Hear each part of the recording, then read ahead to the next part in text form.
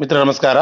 ಒಬ್ಬ ಸರ್ಕಾರಿ ನೌಕರನನ್ನ ಹೇಗೆ ಸಸ್ಪೆಂಡ್ ಮಾಡಿರೋದನ್ನ ರಿವೋಕೇಶನ್ ಮಾಡ್ಕೋಬೇಕು ಅನ್ನೋಂಥದ್ದನ್ನ ನಾವು ನೋಡೋಣ. ಅದಕ್ಕೂ ಮುಂಚಿತವಾಗಿ ನೀವಿನ್ನು ನಮ್ಮ ಚಾನಲ್ನ ಸಬ್ಸ್ಕ್ರೈಬ್ ಮಾಡ್ತಾ ಇದ್ರಿ ಈ ಕೂಡಲೇ ಸಬ್ಸ್ಕ್ರೈಬ್ ಮಾಡ್ಕೊಳ್ಳಿ. ಇಂತಹದೇ K2 ಮತ್ತು HRMS ಸಂಬಂಧಿಸಿದ ಮಾಹಿತಿಗಾಗಿ ಬೆಲ್ ಐಕಾನ್ ಒತ್ತೋದನ್ನ ಮಾತ್ರ ಮರಿಬೇಡಿ. ಸೊ ಈಗ ಬಂದ್ಬಿಟ್ಟು ನಾವು ಮೊದಲಿಗೆ ಅವರಿಗೆ ಸಸ್ಪೆಂಡ್ ಮಾಡಿರ್ತಾರೆ. ಸಸ್ಪೆಂಡ್ ಮಾಡಿರೋದನ್ನ ಅದನ್ನ ಎಕ್ಸ್ಟೆಂಡ್ ಮಾಡೋಕ್ ಆಗ್ಲಿಲ್ಲ ಅಂತ ಹೇಳಿದ್ರೆ ಅವ್ರನ್ನ ರಿವೋಕೇಶನ್ ಮಾಡಿರ್ತಾರೆ. ಸೊ ಹೇಗೆ ಮಾಡೋದು? ಸೊ ಈಗ ಬಂದ್ಬಿಟ್ಟು ನಾವು ಸಸ್ಪೆನ್ಷನ್ ರಿವೋಕೇಶನ್, ಈಗ ಅವರಿಗೆ ಮಾಡಿರ್ತಕ್ಕಂಥ ಆರ್ಡರ್ ನಂತರದಲ್ಲಿ, ಅಂದ್ರೆ ಈಗ 6 ತಿಂಗಳು ಮಾಡಿರ್ತಾರೆ ಅಥವಾ ಎಷ್ಟು ದಿನ ಮಾಡಿರ್ತಾರೋ ಗೊತ್ತಿರಲ್ಲ.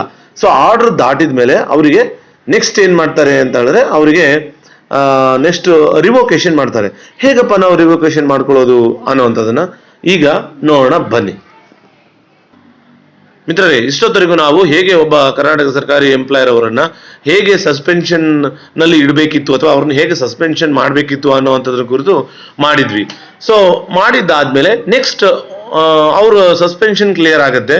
ಸಸ್ಪೆನ್ಷನ್ ಕ್ಲಿಯರ್ ಆದ್ಮೇಲೆ ಅವರು ಮತ್ತೆ ರೀಜಾಯಿನ್ ಆಗ್ತಾರೆ, ಮತ್ತೆ ಅದೇ ಆಫೀಸು ಅಥವಾ ಬೇರೆ ಕಡೆನೂ ಹೋಗಿರ್ತಾರೆ. ಬಟ್ ನಮ್ಗೆ ಎಕ್ಸಿಸ್ಟಿಂಗ್ ಆಫೀಸಲ್ಲಿ ಅವ್ರದ್ದು ಏನ್ ಮಾಡಬೇಕು, ರಿವೋಕೇಶನ್ ಆದ್ಮೇಲೆ ನಾವ್ ಏನ್ ಮಾಡಬೇಕು ಅಂತ ನೋಡೋಣ.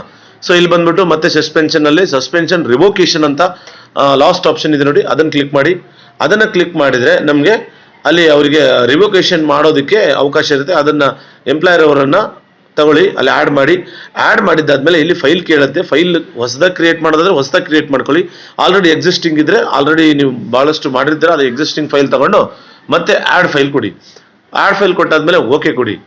ಓಕೆ ಕೊಟ್ಟಾದ್ಮೇಲೆ ಮತ್ತೆ ಸೇವ್ ಅಂಡ್ ನೆಕ್ಸ್ಟ್ ಕೊಡಿ, ಮತ್ತೆ ಓಕೆ ಕೊಡಿ. ಸೊ ಇಲ್ಲಿ ಬಂದ್ಬಿಟ್ಟು ನಾವು ಎಂಪ್ಲಾಯ್ ಲಿಸ್ಟಿಗೆ ಬರ್ತೀವಿ. ಸೊ ಸಂಬಂಧಪಟ್ಟ ಎಂಪ್ಲಾಯರ್ ಅವರು ಇಲ್ಲಿದ್ದಾರೆ ಈಗ. ಸೊ ಈ ಎಂಪ್ಲಾಯರ್ ಅವರು ಮತ್ತೆ ಕಂಟಿನ್ಯೂ ಕೊಡ್ಬೇಕು. ನೀವು ಕಂಟಿನ್ಯೂ ಕೊಟ್ರೆ ಆಡ್ ಎಂಪ್ಲಾಯ್ ಡೀಟೇಲ್ಸ್ ಅಂತ ಬರುತ್ತೆ. ಸೊ ಇಲ್ಲಿ ಚೆಕ್ ಲಿಸ್ಟ್ಗಳೆಲ್ಲವೂ ಕೂಡ ಬರಬೇಕು. ಅಂದ್ರೆ ಮತ್ತೆ ರೀಜಾಯಿನ್ ಯಾವಾಗಾದ್ರೂ, ರಿಪೋರ್ಟ್ ಯಾವಾಗಾದ್ರೂ ಸೇಮ್ ಆಫೀಸಾ ಅಥವಾ ಬೇರೆ ಕಡೆನಾ, ಅವೆಲ್ಲವನ್ನು ಕೂಡ ಇಲ್ಲಿ ಡೀಟೇಲ್ಸ್ ಮೆನ್ಷನ್ ಮಾಡ್ಬೇಕಾಗತ್ತೆ. ನೀವು